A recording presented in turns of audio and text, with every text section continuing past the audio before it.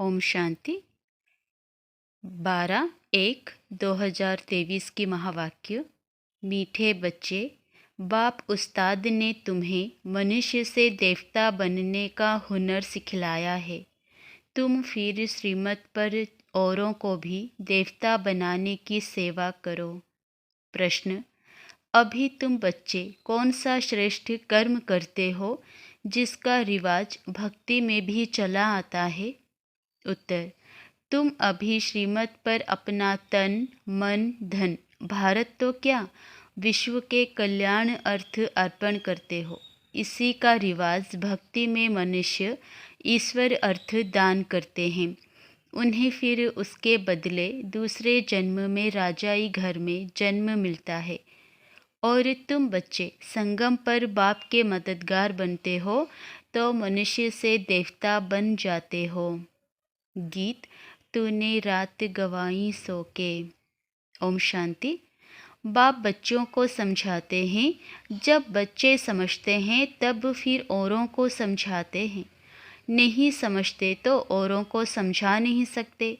अगर खुद समझते औरों को समझा नहीं सकते तो गोया कुछ भी नहीं समझते।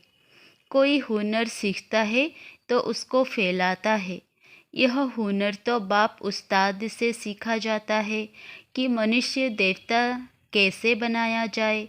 देवताएं जिनके चित्र भी हैं मनुष्य को देवता बनाते हैं तो गोया वह देवता भी नहीं है। देवताओं के गुण गाए जाते हैं, सर्वगुण संपन्न। यहाँ कोई मनुष्य के तो ऐसे गुण नहीं गाए जाते। मनुष्य मंदिरों में जाकर देवताओं के गुण गाते हैं। भल पवित्र तो सन्यासी भी हैं, परंतु मनुष्य उन्हों के ऐसे गुण नहीं गाते। वह सन्यासी तो शास्त्र आदि भी सुनाते हैं। देवताओं ने तो कुछ नहीं सुनाया है, वह तो प्रारब्ध भोगते हैं। अगले जन्म में पुरुषार्थ कर मनुष्य से देवता बने थे। अभी कोई में भी देवताओं जैसे गुण नहीं है। जहाँ गुण नहीं वहाँ ज़रूर अवगुण है। सतयुग में इसी भारत में यथा राजा रानी तथा प्रजा सर्वगुण संपन्न थे। उनमें सभी गुण थे। उन देवताओं के ही गुण गाए जाते हैं। उस समय और धर्म थे नहीं। गुण वाले देवताएं थे सतयुग में और अवगुण वाले मनुष्य हैं कलयुग में। अब ऐसे अवगुण वाले मनुष्य को देवता कौन बनावे? गाया भी हुआ है मनुष्य से देवता। यह महिमा तो है परमपिता परमात्मा की। हैं तो देवताएं भी मनुष्य, परंतु उनमें गुण है, उनमें अवगुण है। गुण प्राप्त होते हैं बाप से, जिसको सतगुरु भी कहते हैं। अवगुण प्राप्त होते हैं माया रावण से। इतने गुणवान फिर अवगुणी कैसे बनते हैं? सर्वगुण संपन्न और फिर सर्व अवगुण संपन्न कौन बनाते हैं? यह तुम बच्चे जानते हो। गाते भी हैं, मुझे निर्गुण हारे में कोई गुण नहीं। देवताओं के कितने गुण गाते हैं। इस समय तो वह गुण किसी में नहीं है। खान पान आदि कितना गंदा है। देवताएं हैं वैष्णव संप्रदाय और इस समय के मनुष्य हैं रावण संप्रदाय। खान पान कितना बदल गया है। सिर्फ ड्रेस को नहीं देखना है, देखा जाता है खान पान और विकारीपन को। बाप खुद कहते हैं, मुझे भारत में ही आना पड़ता है। ब्रह्मा मुख वंशावली ब्राह्मण ब्राह्मणियों द्वारा स्थापना कराता हूँ। यह ब्राह्मणों का यज्ञ है ना। वह विकारी ब्राह्मण कुक वंशावली, यह है मुख वंशावली। बहुत फर्क है। वो साहूकार लोग जो यज्ञ रचते हैं उसमें जिस्मानी ब्राह्मण होते हैं। यह है बेहद का बाप। साहूकारों से साहूकार, राजाओं का राजा। साहूकारों का साहूकार क्यों कहा जाता है? क्योंकि साहूकार भी कहते हैं हमको ईश्वर ने धन दिया है। ईश्वर अर्थ दान करते हैं तो दूसरे जन्म में धनवान बनते हैं। इस समय तुम शिववंशी को शिव बाबा कुछ तन मन धन अर्पण करते हो तो कितना ऊंच पद पाते हो। तुम श्रीमत पर इतने ऊंच कर्म सीखते हो तो तुमको ज़रूर फल मिलना चाहिए। तन मन धन अर्पण करते हो, वह भी ईश्वर अर्थ करते हो कोई के थ्रू। यह रिवाज भारत में ही है, तो बाप तुमको बहुत अच्छे कर्म सिखलाते हैं। तुम यह कर्तव्य सिर्फ भारत तो क्या, परंतु सारी दुनिया के कल्याण अर्थ करते हो, तो उसका एवजा मिलता है मनुष्य से देवता बनने का। जो श्रीमत पर जैसा कर्म करते हैं ऐसा फल मिलता है। हम साक्षी हो देखते रहते हैं, कौन श्रीमत पर चल मनुष्य को देवता बनाने की सेवा करते हैं, तो कितना जीवन परिवर्तन हो जाता है। श्रीमत पर चलने वाले ब्राह्मण ठहरे। बाप कहते हैं, ब्राह्मणों द्वारा शूद्रों को बैठ राजयोग सिखलाता हूँ। 5000 वर्ष की बात है। भारत में ही देवी देवताओं का राज्य था।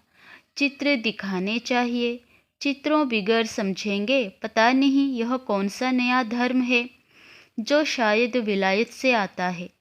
चित्र दिखाने से समझेंगे यह देवताओं को मानते हैं, तो समझाना है कि श्री नारायण के अंतिम 84वें जन्म में परमपिता परमात्मा ने प्रवेश किया है और राजयोग सिखला रहे हैं। यह उनके 84वें जन्म का भी अंत है। जो सूर्यवंशी देवता थे उन सभी को आकर फिर से राजयोग सिखाना है।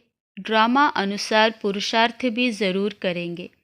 तुम बच्चे अभी सम्मुख सुन रहे हो और बच्चे फिर इस टेप द्वारा सुनेंगे तो समझेंगे हम भी माता पिता के साथ फिर सो देवता बन रहे हैं। इस समय 84वें जन्म में पूरे बेगर ज़रूर बनना है। आत्मा बाप को सब कुछ सरेंडर करती है। यह शरीर ही अश्व है जो स्वाहा होता है। आत्मा खुद बोलती है, हम बाप के बने हैं, दूसरा ना कोई। मैं आत्मा इस जीव द्वारा परमपिता परमात्मा के डायरेक्शन अनुसार सेवा कर रहा हूँ। बाप कहते हैं, योग भी सिखाओ और सृष्टि चक्र कैसे फिरता है वह भी समझाओ। जिसने सारा चक्र पास किया होगा वह इन बातों को झट समझेंगे। जो इस चक्र में आने वाला नहीं होगा वह ठहरेगा नहीं। ऐसे नहीं सारी सृष्टि आएगी, इसमें भी प्रजा ढेर आएगी। राजा रानी तो एक होता है ना, जैसे लक्ष्मी नारायण एक गाया जाता है, राम सीता एक गाया जाता है, प्रिंस प्रिंसेस तो और भी होंगे, मुख्य तो एक होगा ना। तो ऐसा राजा रानी बनने के लिए बहुत मेहनत करनी है। साक्षी हो देखने से पता पड़ता है यह साहूकार राजाई कुल का है या गरीब कुल का है। कोई माया से कैसे हारते हैं जो भागंती भी हो जाते हैं। माया एकदम कच्चा खा जाती है, इसीलिए बाबा पूछते हैं, राजी खुशी हो? माया के थप्पड़ से बेहोश व बीमार तो नहीं पड़ते हो? ऐसे कोई बीमार हो पड़ते हैं, फिर बच्चे उनके पास जाते हैं, ज्ञान योग की संजीवनी बूटी देकर सुरजीत कर देते हैं। ज्ञान और योग में ना रहने कारण माया एकदम काला काया चट कर देती है। श्रीमत छोड़ मनमत पर चल पड़ते हैं, माया एकदम बेहोश कर देती है। वास्तव में संजीवनी बूटी यह ज्ञान की है, इससे माया की बेहोशी उतर जाती है। यह बातें सभी इस समय की है। सीताएं भी तुम हो। राम आकर माया रावण से तुमको छुड़ाते हैं, जैसे बच्चों को सिंध में छुड़ाया। रावण लोग फिर चुरा ले जाते थे, अभी तुमको फिर माया के चंबे से सबको छुड़ाना है। बाबा को तो तरस पड़ता है, देखते हैं कैसे माया थप्पड़ लगाए बच्चों की बुद्धि ही एकदम फिरा देती है। राम से बुद्धि फेर रावण की तरफ कर देती है। जैसे एक खिलौना होता है, एक तरफ राम एक तरफ रावण। इसको कहा जाता है आश्चर्यवत बाप का बनंती फिर रावण का बनंती। माया बड़ी दुस्तर है, चूहे मुहाफी काट कर खाना खराब कर देती है। इसलिए श्रीमत कभी छोड़नी नहीं है। कठिन चढ़ाई है ना। अपनी मत माना रावण की मत, उस पर चले तो बहुत घुटका खाएंगे, बहुत बदनामी कराते हैं। ऐसे सभी सेंटर्स पर हैं। नुकसान फिर भी अपना करते हैं। सर्विस करने वाले रूप बसंत छिपे नहीं रहते। देवी राजधानी स्थापन हो रही है, इसमें सभी अपना अपना पार्ट ज़रूर बजाएंगे। दौड़ी लगाएंगे तो अपना कल्याण करेंगे। कल्याण भी एकदम स्वर्ग का मालिक। जैसे माँ बाप तख्त नशीन होते हैं तो बच्चों को भी होना है। बाप को फॉलो करना है, नहीं तो अपना पद कम कर देंगे। बाबा ने यह चित्र कोई रखने के लिए नहीं बनाए हैं, इनसे बहुत सर्विस करनी है। बड़े बड़े साहूकार लोग लक्ष्मी नारायण का मंदिर बनवाते हैं, परंतु यह किसी को पता नहीं है कि यह कब आए। इन्होंने भारत को कैसे सुखी बनाया, जो सभी उन्हों को याद करते हैं। तुम जानते हो कि मंदिर होना चाहिए एक दिलवाला का, यह एक ही काफ़ी है। लक्ष्मी नारायण के मंदिर से भी क्या होगा, वह कोई कल्याणकारी नहीं है। शिव का मंदिर बनाते हैं, वह भी अर्थ रहित। उनका ऑक्यूपेशन तो जानते ही नहीं। मंदिर बनावे, ऑक्यूपेशन को ना जाने तो क्या कहेंगे। जब स्वर्ग में देवताएं हैं तो मंदिर होते नहीं। जो मंदिर बनाते हैं उन्हों से पूछना चाहिए लक्ष्मी नारायण कब आए थे, उन्होंने क्या सुख दिया था। कुछ समझा नहीं सकते। इससे सिद्ध है कि जिनमें अवगुण है वह गुणवान के मंदिर बनाते हैं। तो बच्चों को बहुत सर्विस का शौक होना चाहिए। बाबा को सर्विस का बहुत शौक है, तब तो ऐसे ऐसे चित्र बनवाते हैं। भले चित्र शिव बाबा बनवाते हैं, परंतु बुद्धि दोनों की चलती है। अच्छा, मीठे मीठे सिकिलधे बच्चों प्रति माता पिता बाप दादा का याद प्यार और गुड मॉर्निंग। रूहानी बाप की रूहानी बच्चों को नमस्ते। रात्रि क्लास 28/6/68। यहाँ सभी बैठे हैं, समझते हैं कि हम आत्माएं हैं, बाप बैठा है। आत्म अभिमानी हो बैठना इसको कहा जाता है।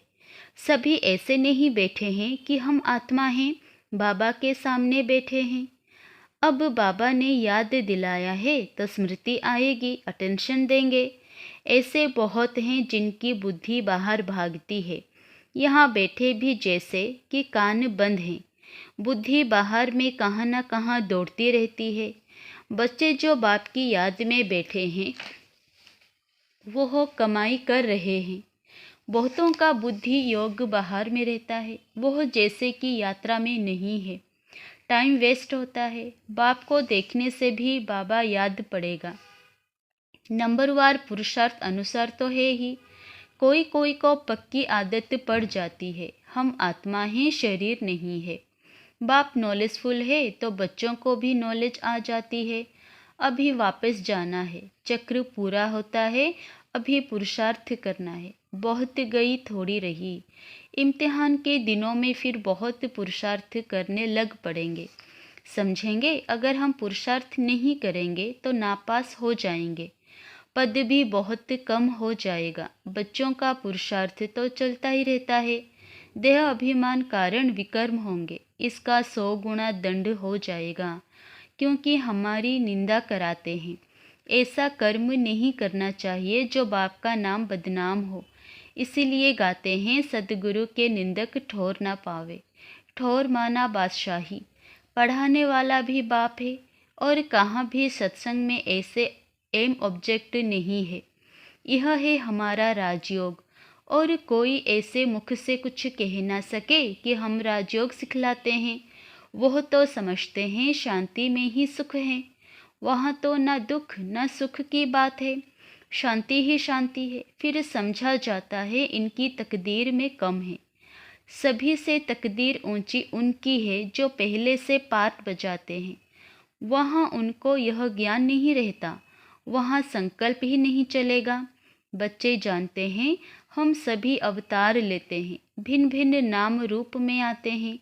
यह ड्रामा है ना। हम आत्माएं शरीर धारण कर इसमें पाठ बजाती है। वह सारा राज बाप बेट समझाते हैं। तुम बच्चों को अंदर में अतीन्द्रिय सुख रहता है, अंदर में खुशी रहती है। कहेंगे यह देही अभिमानी है। बाप समझाते भी हैं, तुम स्टूडेंट हो, जानते हो हम देवता स्वर्ग के मालिक बनने वाले हैं। सिर्फ देवता भी नहीं, हम विश्व के मालिक बनने वाले हैं। यह अवस्था स्थायी तब रहेगी जब कर्मातीत अवस्था होगी। ड्रामा प्लान अनुसार होनी ही है ज़रूर। तुम समझते हो हम ईश्वरीय परिवार में हैं, स्वर्ग की बादशाही मिलनी है ज़रूर। जो जास्ती सर्विस करते हैं, बहुतों का कल्याण करते हैं, तो ज़रूर उच्च पद मिलेगा। बाबा ने समझाया है, यह योग की बैठक यहाँ हो सकती है, बाहर सेंटर पर ऐसे नहीं हो सकती। 4 बजे आना, निष्ठा में बैठना, वहाँ कैसे हो सकता है? नहीं, सेंटर में रहने वाले भल बैठे, बाहर वाले को भूले चुके भी कहना नहीं है। समय ऐसा नहीं है, यह यहाँ ठीक है। घर में ही बैठे हैं, वहाँ तो बाहर से आना पड़ता है। यह सिर्फ यहाँ के लिए है। बुद्धि में ज्ञान धारण होना चाहिए। हम आत्मा हैं, उनका यह अकाल तख्त है। टेव व आदत पड़ जानी चाहिए। हम भाई भाई हैं, भाई से हम बात करते हैं। अपने को आत्मा समझ बाप को याद करो तो विकर्म विनाश हो जाए। अच्छा, मीठे मीठे रूहानी बच्चों को रूहानी बाप दादा का याद प्यार, गुड नाइट और नमस्ते। धारणा के लिए मुख्य सार है, 1 नंबर, ज्ञान योग की संजीवनी बूटी से स्वयं को माया की बेहोशी से बचाते रहना है। मनमत पर कभी नहीं चलना है। नंबर 2, रूप बसंत बन सर्विस करनी है। माता पिता को फॉलो कर तख्त नशीन बनना है। वरदान, अपनी शक्तिशाली स्थिति द्वारा दान और पुण्य करने वाले पूजनीय और गायन योग्य भव।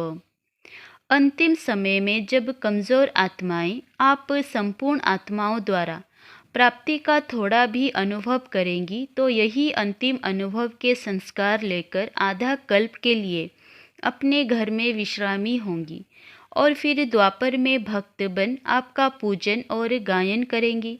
इसीलिए अंत की कमज़ोर आत्माओं के प्रति महादानी वरदानी बन अनुभव का दान और पुण्य करो। यह सेकंड का शक्तिशाली स्थिति द्वारा किया हुआ दान और पुण्य आधा कल्प के लिए पूजनीय और गायन योग्य बना देगा। स्लोगन, परिस्थितियों में घबराने के बजाय साक्षी हो जाओ तो विजयी बन जाएंगे। अच्छा, ओम शांति।